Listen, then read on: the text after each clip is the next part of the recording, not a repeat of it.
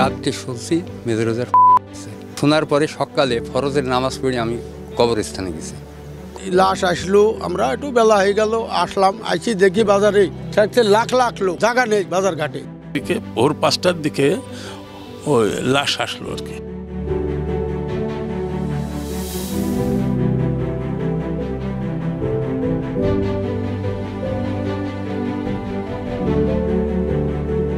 সমস্ত আলামত প্রমাণ দিয়েছে যে তা করা হয়েছে। রক্ত তবু পড়িয়ে যাচ্ছে, পানির মতো রক্তটা গাঢ় না, এই আমি দেখলাম।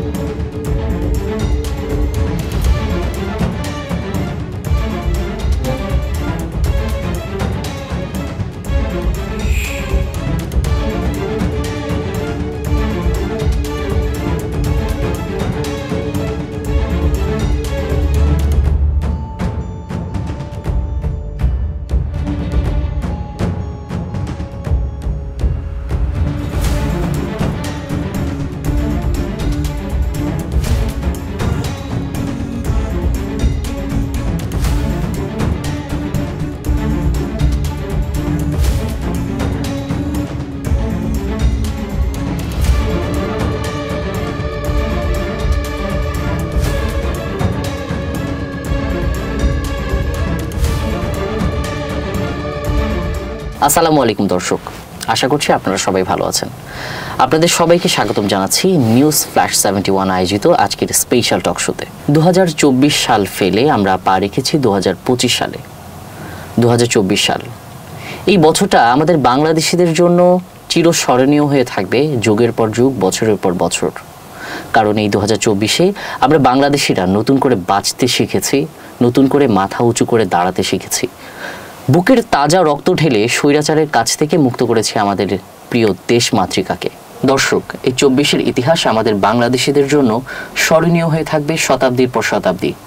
ঠিক যেমন 47, 52, 71-এর মহান মুক্তিযুদ্ধ আমাদের বাংলাদেশিদের জন্য খুব গুরুত্বপূর্ণ, ঠিক এই 24-এর ইতিহাসও আমাদের জন্য খুবই গুরুত্বপূর্ণ। কিন্তু 1971 সালের মহান মুক্তিযুদ্ধের পরবর্তী সময়কার যে ইতিহাস আমরা পড়েছি বা আমরা জেনেছি, সেটা আসলে কতটুকু অথেন্টিক? ইতিহাস চরম সত্য, আর এই সত্যের আগুন মিথ্যা নামক ছাই দিয়ে চাপা দেওয়া হয়েছে যুগের পর যুগ। এই সত্যের পবিত্র আগুনকে ছড়িয়ে দেওয়ার জন্য আমরা আজকে আমাদের স্টুডিওতে আমন্ত্রণ জানিয়েছি আমাদের 1971 সালের মহান স্বাধীনতা যুদ্ধের একজন বীর মুক্তিযোদ্ধা মেজর বজলুল হুদার ছোট ভাই, 80-র দশকের ঢাকা ইউনিভার্সিটির একজন মেধাবী ছাত্রনেতা এবং 24-এর জুলাই আগস্ট অভ্যুত্থানের একজন মৃত্যুঞ্জয় সৈনিক জনাব নুরুল হুদা ডিউক স্যারকে। আসসালামু আলাইকুম স্যার, কেমন আছেন? ওয়ালাইকুম আসসালাম। আপনাকে অনেক ধন্যবাদ আমাকে এখানে উপস্থাপন করে ইতিহাসের সত্যগুলা বলার সুযোগ করে দেওয়ার জন্য। দর্শক, আজকে আমরা জনাব নুরুল হুদা ডিউক স্যারের কাছ থেকে সত্য ইতিহাসগুলো জানবো, ওনার সাথে অনেক গল্প করব, অনেক না জানা ইতিহাস আমরা তার কাছ থেকে শুনবো। স্যার, কেমন আছেন আপনি? আলহামদুলিল্লাহ, আমি সহ দেশবাসী ইনশাল্লাহ ভালো আছেন। স্যার, আপনার কাছ থেকে আমাদের দর্শক অনেক কিছুই জানতে চায়, মেজর বজলুল হুদা সম্পর্কে আপনার কাছ থেকে শুনবো।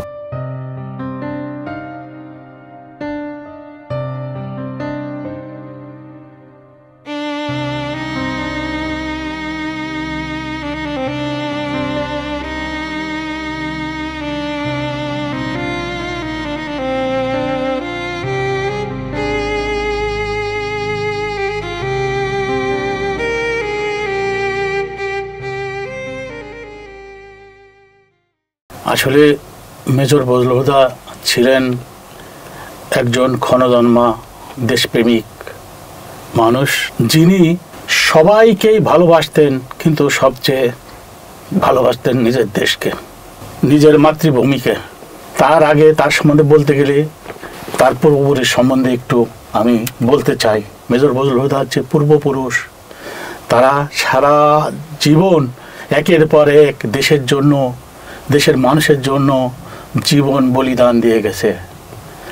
তার পূর্বপুরুষ, আমাদের পূর্বপুরুষ ছিলেন বাংলা সালতানাতের সুলতান, স্বাধীন সুলতান খাজা ওসমান খান লোহানী, যার স্মৃতি এখনও সিলেটের মৌলভীবাজারের ওসমানগড় নামক জায়গায় তার স্মৃতি এখনও বহন করছে। সে দিল্লি আধিপত্যের বিরুদ্ধে সংগ্রাম করে যুদ্ধক্ষেত্রে জীবন দিয়েছিল। এদেশে দিল্লি আধিপত্য বিস্তার করতে চেয়েছিল, সেই আধিপত্য বিস্তারকে জীবন দিয়ে রুখে দিয়েছিল এই খাজা ওসমান খান, তারই বংশধর মেজর বজলুল হুদা। পরবর্তীতে ওসমান খান এদেশে ব্রিটিশরা যে অত্যাচার করেছিল তার প্রতিবাদ করে এদেশকে স্বাধীন করার জন্য জীবন দিয়েছিলেন। তারপরে খাজা আহসানুল্লাহ উনি নীলকরদের বিরুদ্ধে বিদ্রোহ করে নেতৃত্ব দিয়ে জীবন দান করেছিলেন, তাকে ফাঁসিতে হত্যা করা হয়। তারপরে আমার দাদা ইজ্জতুল্লাহ উনি স্বদেশী আন্দোলনের অন্যতম নেতা ছিলেন। স্বদেশী আন্দোলনকে উনি এই দেশে বেগবান করেছিলেন। আমার পিতা ডাক্তার রিয়াজউদ্দিন আহমেদ উনি ব্রিটিশ বিরোধী আন্দোলনের অন্যতম নেতা ছিলেন। 52 সালে ভাষা আন্দোলনের অন্যতম নেতা ছিলেন। 54 সালে উনি প্রাদেশিক আইন পরিষদ এমএলএ হিসাবে দায়িত্ব গ্রহণ করে বাংলাদেশ সৃষ্টির যে সংগ্রাম, সেই সংগ্রাম সূত্রপাতের একজন অন্যতম নেতা ছিলেন এবং 71 সালের মুক্তিযুদ্ধের একজন সংগঠক হিসাবে উনি নেতৃত্ব দিয়ে এদেশকে স্বাধীনতা অর্জনে সহায়তা করেছেন। তারই সন্তান হলো আর এক সিংহ পুরুষ মেজর বজলুল হুদা। উনি যখন অত্যন্ত মেধাবী ছাত্র ছিলেন, ঢাকা কলেজে থেকে ইন্টারমিডিয়েট পাশ করে ঢাকা বিশ্ববিদ্যালয়ে ইংরেজি বিভাগে ভর্তি হয়েছিলেন। এর মধ্যে সুযোগ আসে, উনি পরীক্ষার মাধ্যমে সর্বোচ্চ নাম্বার পেয়ে পাকিস্তান মিলিটারি একাডেমিতে যোগ দিয়ে ট্রেনিং শেষ করেন। যখন যুদ্ধ শুরু হয়ে গেল, যুদ্ধ শুরু হওয়ার পরে সে আর স্থির থাকতে পারেনি, দুর্গম সীমান্ত অতিক্রম করে এসে মুক্তিযুদ্ধে যোগ দিয়েছেন।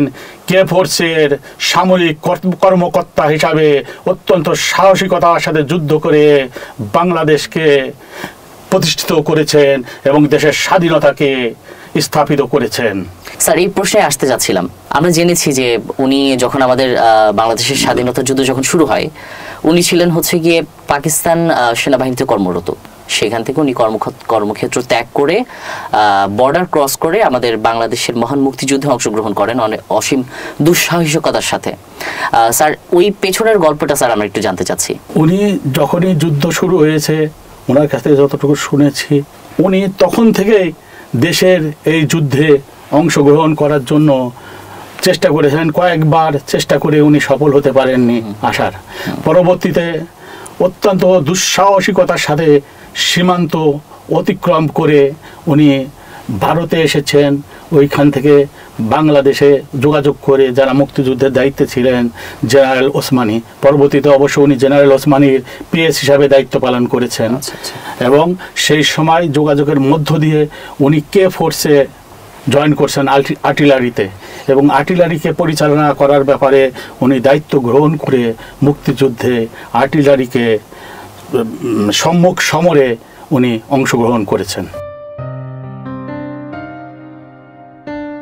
দেশ স্বাধীন হবার পরে আমাদের মেজর বজলুল হুদার ওনার ভূমিকা কি ছিল, বা এই স্বাধীনতা পরবর্তী সময়ে ওনার অবস্থানটা কি ছিল? আসলে আমাদের বাড়ির নামই কিন্তু বাংলাদেশ হাউস, অনেক আগের থেকে বাড়ির নামটাই বাংলাদেশ হাউস। আচ্ছা, কারণ আমরা বাংলাদেশকে অনেক আগে থেকে বুকে ধারণ করে রেখেছি, যে বাংলাদেশ নামে একটা দেশ হয়েছে আমাদের বাড়ির নামই। এবং মুক্তিযোদ্ধারা অত্র এলাকায় যারা মুক্তিযোদ্ধা আছে সবই আমার ভাতিজা, ভাই, চাচা। আমার ভাতিজা নিজে মুক্তিযোদ্ধাকালীন সময়ের কমান্ডার ছিলেন এবং সবাই আমাদের মুক্তিযোদ্ধা।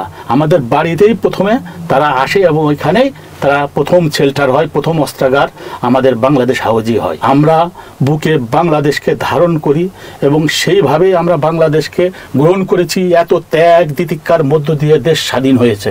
স্বাধীন হওয়ার পরে আমাদের মুক্তিযোদ্ধারা যারা ছিলেন সবাই অস্ত্র জমা দিয়ে এসেছেন, অস্ত্র জমা দিয়ে স্বাভাবিক জীবনে সবাই চলে এসেছেন। কিন্তু পরবর্তীতে দেখা গেল যে স্বাভাবিক জীবনে আসার পরে একটা দালাল শ্রেণী আওয়ামী লীগের নাম ধারণ করে আওয়ামী লীগের কিছু সুবিধাবাদী নেতা তারা দেশকে অস্থিতিশীল করলো, লুট চাঁদাবাজি তারা অস্ত্র জমা দেয়নি, তারা অস্ত্রগুলোকে ডাকাতি খুন রাহাজানি লুট তারা যুবলীগ হিসাবে নিজেদেরকে দাঁড় করালো, আওয়ামী লীগ হিসাবে নিজেদেরকে দাঁড় করালো। এই বামপন্থী যারা ছিল তাদের বামপন্থীরাও কিন্তু মুক্তিযোদ্ধা ছিল, হ্যাঁ ন্যাপপন্থী ভাসানীপন্থী, তাদেরকেও নির্বিচারে হত্যা করলো। তাদের বিরুদ্ধে তাদের অন্যায়ের বিরুদ্ধে যারাই কথা বলতো তাদেরকে হত্যা করা হলো। শেখ মুজিবুর রহমান ফিরে আসলেন, কিন্তু উনি এসবের কোনো বিচার করলেন না। উনি যেহেতু মুক্তিযুদ্ধ চলাকালীন সময়ে আত্মসমর্পণ করে চলে গিয়েছিলেন পাকিস্তানে, আর পাকিস্তান থেকে আমার ভাইয়েরা সহ যারা বীর যোদ্ধা ছিল তারা পাকিস্তান ত্যাগ করে কিন্তু বাংলাদেশে এসেছে। এটা ইতিহাসের সত্যতা এবং ইতিহাসের বিষয়। যেসব মুক্তিযোদ্ধারা পাকিস্তান সেনাবাহিনী ত্যাগ করে আমাদের বাংলাদেশের মহান মুক্তিযুদ্ধে অংশগ্রহণ করেন, তাদেরকে পুনর্বাসন করার জন্য তৎকালীন স্বাধীনতা পরবর্তী সরকার কোনো ভূমিকা নিয়েছিল কিনা বা কোনো ধরনের স্টেপ নিয়েছিল কিনা? তাদেরকে ধ্বংস করে দেওয়ার জন্যই পদক্ষেপ নিয়েছিল। কারণ আপনারা এখন জানতে পারছেন যে 7 দফা যে চুক্তি হয়েছিল সেখানে কিন্তু সেনাবাহিনী বিকল্প হিসাবে রক্ষী বাহিনীকে একটা বাহিনী প্রতিষ্ঠিত করা হয়েছিল, রক্ষী বাহিনী, এবং সেই রক্ষী বাহিনীকে আপনার ইন্ডিমিউনিটি দেওয়া হয়েছিল, যে কোনো মানুষকে মারতে পারবে, তার কোনো বিচার হবে না। ইন্ডিমিউনিটি দিয়েছিল, দায় মুক্তি, যে তোমরা মেরে ফেলবা, এর কোনো বিচার হবে না। এবং সেনাবাহিনীকে আস্তে আস্তে ধ্বংস করছিল। কেননা একটা দেশকে একটা জাতিকে সার্বভৌমত্ব ধ্বংস করতে হলে সেনাবাহিনী আগে ধ্বংস করতে হবে। কিন্তু এটা ভারত করেছিল শেখ মুজিবের মাধ্যম দিয়ে। অন্যায় অত্যাচার অরাজকতায় দেশ ছেয়ে গেছিল। 73 সালে যে নির্বাচন হয়েছিল আওয়ামী লীগের অধীনে, সেখানে ভোট ডাকাতি সহ এই যে 14 সালের 18 সালের 24 সালের যে নির্বাচন, সেই নির্বাচনের প্রহসনের চেয়েও বড় রকমের প্রহসন হয়েছিল 73 সালের নির্বাচনে। এবং পরবর্তীতে একদলীয় শাসনের মাধ্যমে সমস্ত সংবাদপত্র বন্ধ করে দেওয়া হয়েছিল, যেটাকে আমরা বাকশাল হিসেবে জানি। হ্যাঁ, বাকশালকে প্রতিষ্ঠানের মধ্য দিয়ে মানুষের গণতান্ত্রিক অধিকার, ক্ষমতা পরিবর্তনের অধিকার সম্পূর্ণরূপে ধ্বংস করে দেওয়া হয়েছিল। কারোর কোনো গণতান্ত্রিক অধিকার ছিল না, কথা বলার অধিকার ছিল না। সেই জন্য কবি সেই সময় বলেছিল, ধরা যায় না, ছোঁয়া যায় না, বলা যায় না কথা, রক্ত দিয়ে পেলাম শালার এমন স্বাধীনতা, এটা বলতে বাধ্য হয়েছিল। রফিক আজাদ বলেছিল, ভাত দে হারামজাদা, নইলে মানচিত্র খাবো। কারণ আপনার আওয়ামী লীগের যারা নেতা ছিল তারা সমস্ত কালোবাজারি করে তাদের পেট ভর্তি করেছিল, তাদের গোডাউন ভর্তি করেছিল, যার কারণে 74 সালে দুর্ভিক্ষ এসেছিল। কিন্তু শেখ মুজিব তার সন্তানকে বিয়ে দিয়েছিল সোনার মুকুট পরিয়ে। সেইখানে অন্যায় অত্যাচার যারা করেছে, মন্ত্রী ছিল মুক্তিযোদ্ধা মন্ত্রী মোজাম্মেল করেছিল টঙ্গীতে, করার পরে নববধূকে করেছিল ইয়ার কাছ থেকে, কিন্তু তার বিচার শেখ মুজিব করেনি। উল্টা যারা তাকে ধরছিল তাদেরকে জেলবন্দি করছে। এরকম একটা দেশ হয়ে গেছিল, মগের মুলুককে ছাড়িয়ে গেছিল। মানে আওয়ামী লীগ ছাড়া আর কেউ কোনো কথা বলতে পারবে না। এই অবস্থা দেশের মধ্যে যখন পরিবর্তনের কোনো সুযোগ ছিল না, সেনাবাহিনীকে ভেঙে মানে আদ্যিকালের অস্ত্র দিয়ে রাখছে, তাদের কোনো আগানোর কোনো পথ নাই। রক্ষী বাহিনীকে সমস্ত অস্ত্র দিয়ে রাখছে। রক্ষী বাহিনী তখন আধুনিক বাহিনী হিসাবে প্রতিষ্ঠিত হয়েছে। শেখ মুজিবের বিশেষ বাহিনী হিসাবে ভারতে এদেরকে দেরাদুনে ট্রেনিং দিয়ে নিয়ে আসা হয়েছিল ভারতের রক্ষী বাহিনীদেরকে। আচ্ছা আচ্ছা। এবং সেইখানে তারা সেইভাবে এইখানে তৈরি করছে। রক্ষী বাহিনীকে যারা মুজিববাদী ছিল তাদেরকে রক্ষী বাহিনীর অফিসার বানানো হয়েছে। এই অবস্থায় দেশে এই অরাজকতা, যেমন 16 বছর যে অরাজকতা ছিল তার চেয়ে কঠিন অরাজকতা দেখা দিয়েছিল, যে এই মুজিব শাসন থেকে কেউ আর রক্ষা পাবে না। এই প্রেক্ষাপটে যারা মুক্তিযোদ্ধা ছিল, 37,000 মুক্তিযোদ্ধাকে হত্যা করা হয়েছে জাসদের নামে। বলছে জাসদ করে, কমিউনিস্ট পার্টি করে, হ্যাঁ বিপ্লবী কমিউনিস্ট পার্টি করে, এই নাম দিয়ে তাদেরকে ট্যাগ, এখন যেমন ট্যাগ লাগায় হত্যা করা হয়েছিল ওই যে 16 বছর, সেইভাবে প্রত্যেকের ঘাড়ে ট্যাগ লাগাইছে যে এরা হলো দেশদ্রোহী, দেশের শত্রু। কিন্তু তারাই ছিল অরিজিনাল দেশপ্রেমিক। কত মেধাবী ছেলেকে এই 37,000-এর মধ্যে পড়ে হত্যা করেছে নির্বিচারে।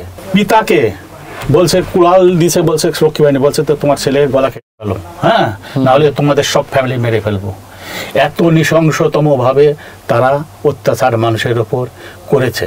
একটা আতঙ্কের নাম ছিল তখন বাকশাল, আতঙ্কের নাম ছিল যুবলীগ, আতঙ্কের নাম ছিল ছাত্রলীগ। যারা এই যে মুক্তিযুদ্ধে অংশগ্রহণ করে দেশকে স্বাধীন করেছিল, সত্যিকারভাবে তাদের আবার মনের মধ্যে একটা দেশপ্রেমের আগুন আবার নতুন করে জন্ম নেয়, যারই পরিপ্রেক্ষিতে তারা এই জীবনের ঝুঁকি নিয়ে, জীবন কেউ কল্পনাও করতে পারেনি শেখ মুজিবকে সরানো যাবে, জীবনের ঝুঁকি নিয়ে তারা এই বাকশাল এবং শেখ মুজিব শাসনকে উৎখাত করে এদেশের মানুষকে আপনার বাঁচিয়েছিল, এদেশের মানুষকে সত্যিকারের গণতন্ত্র, বহুদলীয় গণতন্ত্র এনে দিয়েছিল এই 15 আগস্টের বিপ্লবীরা, এই মেজর বজলুল হুদার মতো বিপ্লবীরা এদেরকে আজকে জাতিকে রক্ষা করেছিল সেই সময়।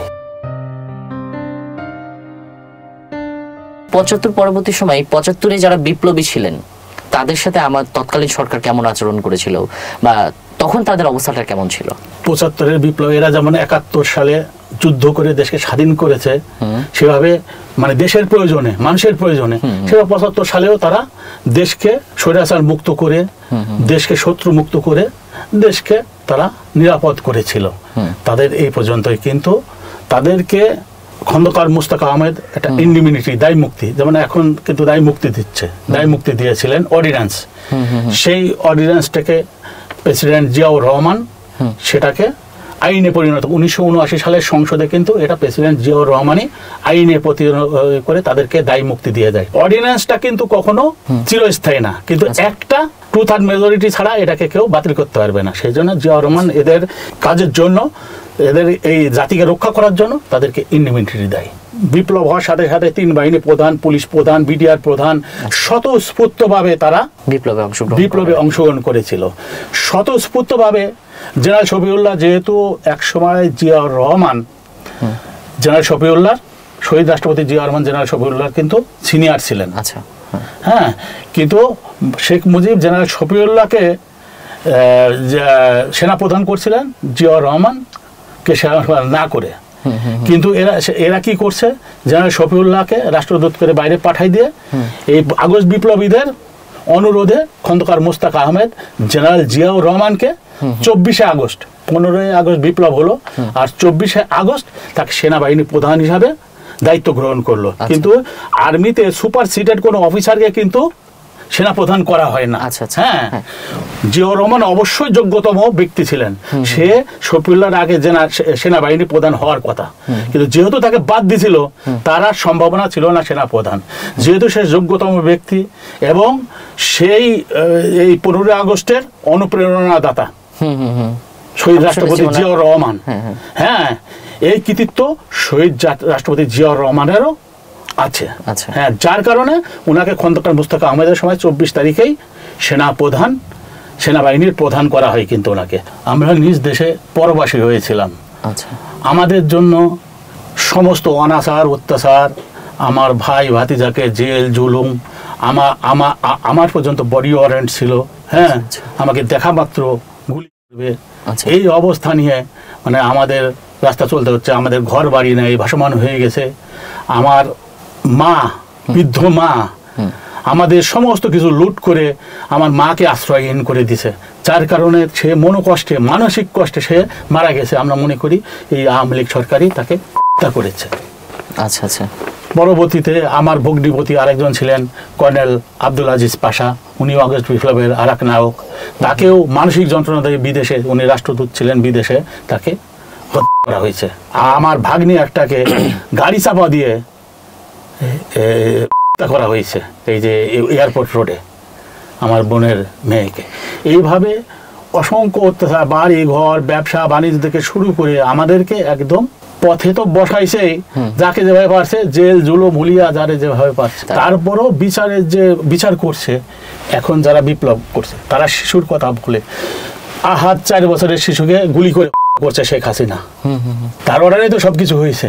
এরকম 36 জন শিশু মারা গেছে এই মানে এই বিপ্লবে, তারা হত্যা করছে। যখন বিচারটা হয় আমরা চেষ্টা করেছি, কিন্তু আমাদের কোনো যুক্তি কিন্তু আমলে নেওয়া হয় নাই। আচ্ছা, এটা সামরিক বিচার হয়েছে। হ্যাঁ, সামরিক অভ্যুত্থান ছিল।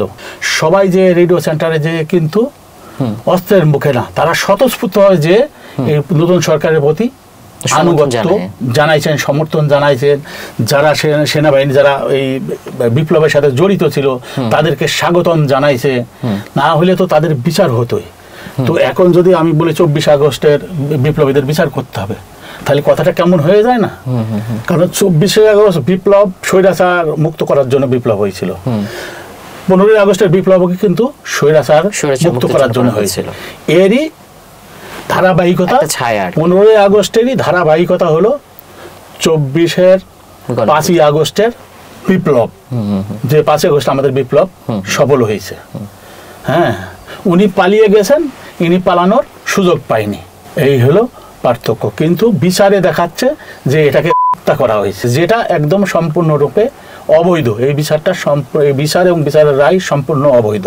কেননা ইন্ডিমিনিটি অ্যাক্ট থাকা অবস্থায় এই বিচার চলতে পারে না, 1 নাম্বার। আচ্ছা, কিসের জন্য ইন্ডিমিনিটি অ্যাক্ট কিন্তু 2/3 মেজরিটিতে 1996 সালে বাতিল হয়নি।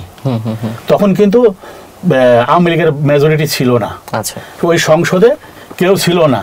2/3 মেজরিটি ছাড়া এটা বাতিল হতে পারে না। এখনও আমরা মনে করি এবং আইন অনুযায়ী এটা বাতিল হয়নি। এদের বিচারটা সম্পূর্ণ জুডিশিয়াল, এর বাইরে আর কিছু না। তো এখন দ্বিতীয়ত সবল বিপ্লবের বিচার হতে পারে না, দায় মুক্তি আছে, সব দায় মুক্তি আছে, এই দায় মুক্তি এখনো রয়ে গেছে। হ্যাঁ, তো এখন আপনার তারপরে তারা বিচার করে প্রহসনের বিচারের মাধ্যমে তাদেরকে ফাঁসির দিছে। একবার বলছে ফায়ারিং স্কোয়াড, আরেকবার বলছে যতক্ষণ না মরে ঝুলাই রাখার জন্য। কিন্তু হুদা ভাইয়ের ক্ষেত্রে, আমার ভাইয়ের ক্ষেত্রে যেটা তারা করছে, যে শেখ হাসিনা নিজে যে তার সাঙ্গপাঙ্গ সহ তাকে চেপে ধরে বুকে পাড়া দিয়ে করেছে, এর যে অথেন্টিকিটি সেটা হলো আমাদেরকে রাত্রে আমরা যখন গেছি জেলখানায় দেখা করতে, পরে আবার রাত্রে আমাদের খবর দিচ্ছে যে আপনার ভাইকে আমরা পাঠাই দেবো। আমরা বলছি আমার ভাইকে আমরা জেলখানা থেকে গ্রহণ করব।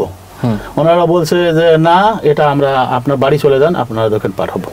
আমরা বাড়ি চলে গেছি, দেশের বাড়ি চুয়াডাঙ্গা আলমডাঙ্গার হাটবগালিয়াতে। যাওয়ার পরে সকালে লাশ নিয়ে গেছে অনেকগুলো গাছ, যেয়ে দেখি যে হাজার হাজার পুলিশ, বুঝছেন, মনে হচ্ছে যে একটা যুদ্ধক্ষেত্র।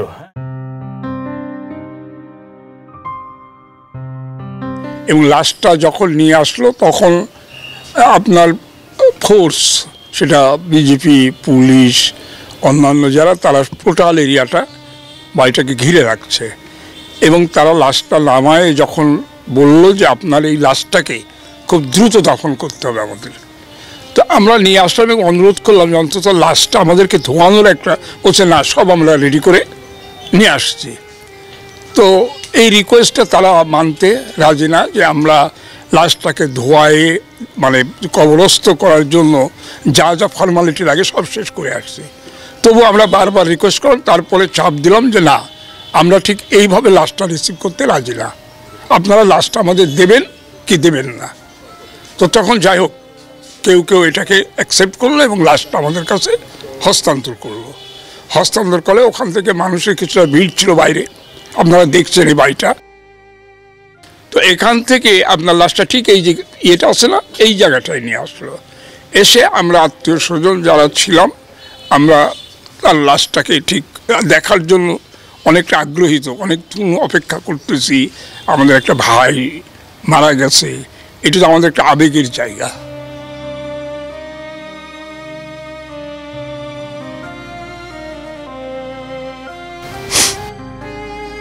তো এই জায়গায় নামাইছে,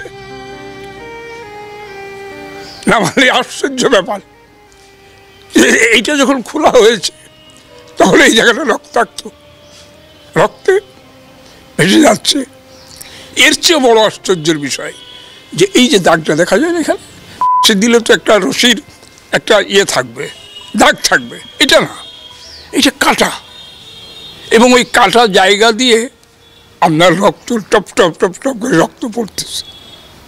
তো নামানির সময় কিছু লোক কয়েকজন আসি বললো যে আমরা তো দেখতে পাইনি, এত লোকের জন্য সমাগম, আমরা আসছি একটু দেখে কিছু দূরের লোক, তো আমাদের একটু দেখাতে হবে। তারপরে আমি কাপড়টা খুলে মাথাটা একটু পশ্চিমের দিকে ঘোরাতে হয়। ওই সময় ঘোরার যে দেখছি যে ওই মুগা, কালো মুগা দিয়ে সেলাই করা, আর ওর উপরে একটা সাদা এতটুকু পরিমাণ মোটা একটা ব্যান্ডেজ, ওর ভিতরে তুলো দিয়ে ওটি ঢাকা।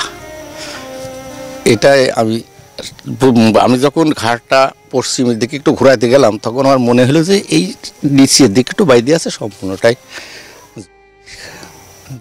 বলে মনে হলো। এটা আমি প্রত্যক্ষদর্শী এবং আমরা এর বিচারের দাবি চাই। 5টার দিকে যখন লাশটা আসে আমার ভাই, খালাতো ভাই, সেদিন মানে যখন লাশটা আসে চারিদিকে শুধু পুলিশ, তারপরে র্যাব, NSI লোকজন, মানে পুরো বাজারটা ঘিরে ফেলছে।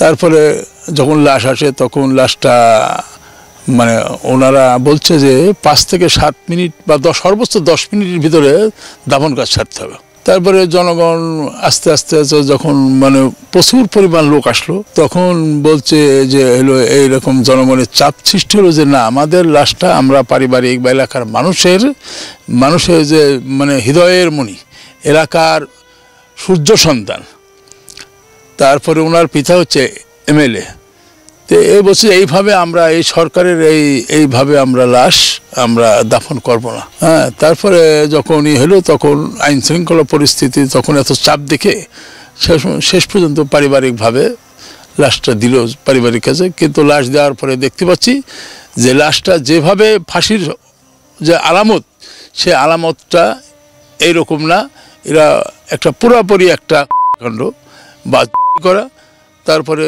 সেলাই করা দেখছি যে একটা কালো মুগা সুতা দিয়ে সেলাই করা, অনেক খোলা এরকমভাবে কাটা।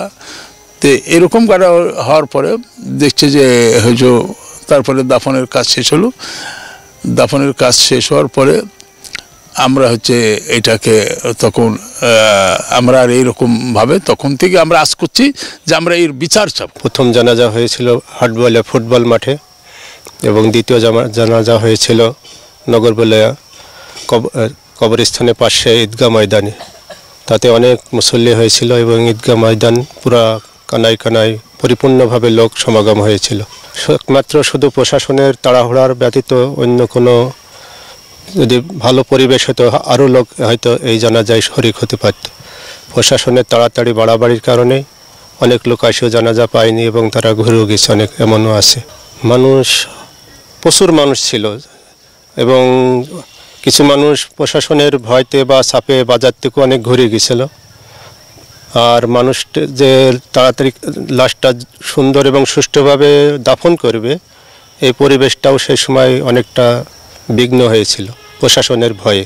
তো যা লোক ছিল, অনেক লোক ছিল, তুলনামূলকভাবে সাধারণ মানুষের চাইতে অনেক লোক ছিল। কারণ আমাদের এই জানাজা ঘরে অনেক মানুষ ধরে, এখানে লোক না ধরার কারণে আমরা বড় আকারের জায়গায়, হ্যাঁ বড় আকারের জায়গায় ঈদগাহ ময়দানে তিনার জানাজা হয়েছিল, তাতে প্রচুর লোক ছিল আর কি। মেজর হুদাকে তো সবাই, উনি এমপিও ছিলেন, আচ্ছা, হ্যাঁ সংসদ সদস্য ছিলেন। আমার মামা, আমার ভাই, চাচা অনেকে ওই এলাকায় সবাই ভালোবাসে, যেহেতু সবাই তারা হলো দেশকে ভালোবাসে, মানুষকে ভালোবাসে নিজের চেয়েও, যার জন্য দেশের মানুষও আমাদেরকে খুবই ভালোবাসে। তাকে মানুষ এত পরিমাণ ভালোবাসতো, তার কারণ তখন যে বাড়িতে যখনই সে আসতো ছুটিতে এক নজর দেখার জন্য, মানে গ্রামের মানুষ তো তাকে দেখার জন্য আসতোই। আর সে প্রত্যেকটা বাড়িতে শুধু একটা গামছা আর সেন্ডু গেঞ্জি আর লুঙ্গি পরে প্রত্যেকটা বাড়িতে সকালে উঠেই মানে তার নাস্তা সে আর করতে পারেনি বাড়িতে, মানে ঘুরতে তার দেখা গেছে যে ওরকম 1টা বেজে গেছে। হ্যাঁ, প্রত্যেকটা বাড়িতে গেছে, একজনে দেখা গেছে রুটি গড়াচ্ছে, তার এক টুকরো রুটি খাইছে, তরকারি রাঁধছে, তরকারি তুলে খাইছে, মানে এমন ভালোবাসতো তাকে। আর সবার কাছে সে মানে সমান ছিল। শেখ মুজিব যে হত্যা হয়েছে, এদের যে খুনি বলে, এটা আসলে খুনি না। ওই সময় তো এখন যেমন আগস্ট বিপ্লবের যে একটা ঘটনা ঘটলো, সেই সময় ঠিক 1975 সালের 15 আগস্টেই কিন্তু এরকম একটা বিপ্লব হয়েছে। হ্যাঁ, এটা কিন্তু সবাই কিন্তু সেই সময় বীর মুক্তিযোদ্ধা ছিল, তার প্রমাণ কিন্তু এখন আস্তে আস্তে আমরা পাচ্ছি। এই প্রজন্ম কিন্তু কেউ জানে না যে আসল ঘটনা কিন্তু এই শেখ হাসিনার এই 17 বছরে তার প্রমাণ সব পেয়ে গেছে এবং ছাত্র জনতা তার মানে বিপ্লবের মাধ্যমে তাকে হটাইছে। ঠিক ওই সময় এরকমই ঘটনা ছিল, যার কারণে শেখ মুজিবকে উৎখাত এটা সেনাবাহিনী এটা বিপ্লব ঘটাইছিল। হ্যাঁ, বীর মুক্তিযুদ্ধ লেখা নাই, কিন্তু ওইটা ওই সময় ওরা যখন গুড়িয়ে দিয়ে গেছে, পরে আমরা নতুন করে শুধু বজলুল হুদা এটাই স্থাপন করেছি। কিন্তু পরে আবার ফের দেখেন আপনি পাশে আরেকটা ফের আছে, এখানে সব কিছু লেখা আছে, বীর মুক্তিযোদ্ধা এবং তার সমস্ত বায়োডাটা এখানে নতুন করে দেওয়া আছে। হ্যাঁ, তার কারণ সে তো হলো পাকিস্তান থেকে এসে বাংলাদেশের জন্য যুদ্ধ করে, সে বীর মুক্তিযোদ্ধা, এটা সবাই জানে, সারা বাংলাদেশের মানুষ জানে। সে একজন বীর সূর্য সন্তান, মানে যাকে জিজ্ঞেস করেন, এবং মুক্তিযোদ্ধার যে বই আছে বইতেও তাদের নাম আছে। কিন্তু তারা যে অস্বীকার করে, এটা অস্বীকার করার কিছু না, তারা হয়তো মানে এক কথার ক্ষমতার দাম ভক্তি দিয়ে আর কি এটা করেছে ওই সময়।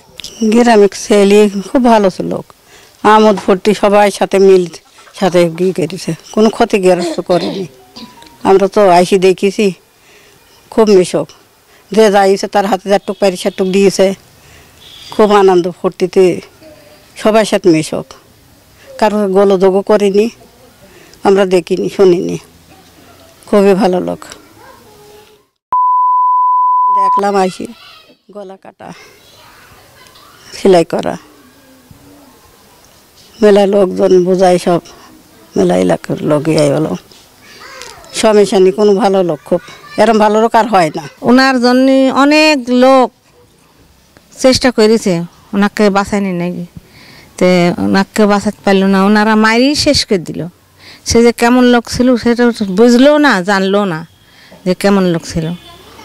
ওনার বাপ ডাক্তার ছিল, তার ছেলে মেজর হুদা ছিল, সেই মানুষটাকে যে এইভাবে মারি ফেলবে আমরা কোনো সময় জানতাম না। তার জন্য বহুত লোক, সে যে মরে গেছে তার জন্য বহুত লোক কান্দাকাটি করে এখন পর্যন্ত। সে কত ভালো লোক ছিল, তার মতন মানুষকে মারি ফেলা উচিত হয়নি। উনি তো বাড়ি থাকতেন, যখন বাড়ি আসতেন খুব আমাদের খুব আমাকে স্নেহ করতো, ভালোবাসতো, হ্যাঁ খুব ভালোবাসতো।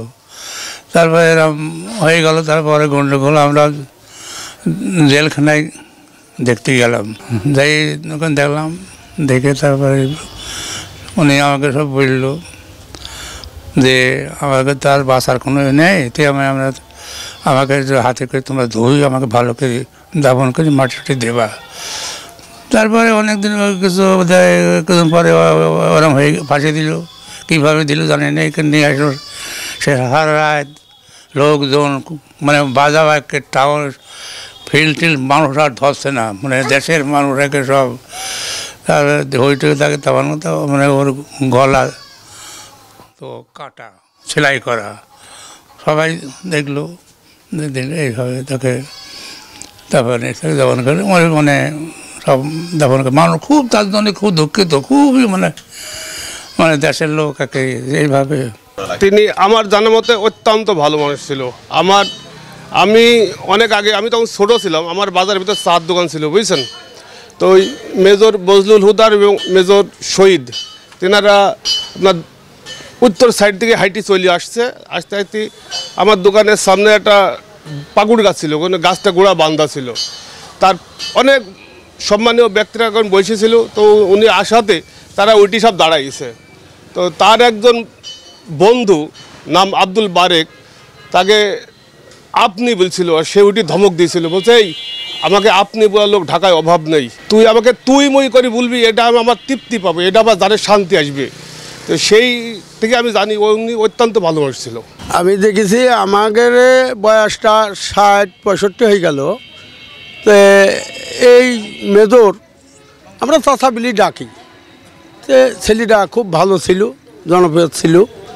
এখানে সে আসলে আমাকে সঙ্গে ছোট হলু, আমাকে সঙ্গে মাথায় হাত বলি, কথাবার্তা সব কিছু কইছে, আমরাও ভালো জানি। তার মরাই আমার বাড়ি হাটবালি ওই কোলে, আর এনার বাড়ি নগর বালি। তারপরও ঘটনা কি যে আমরা তাকে ভালোবাসতাম।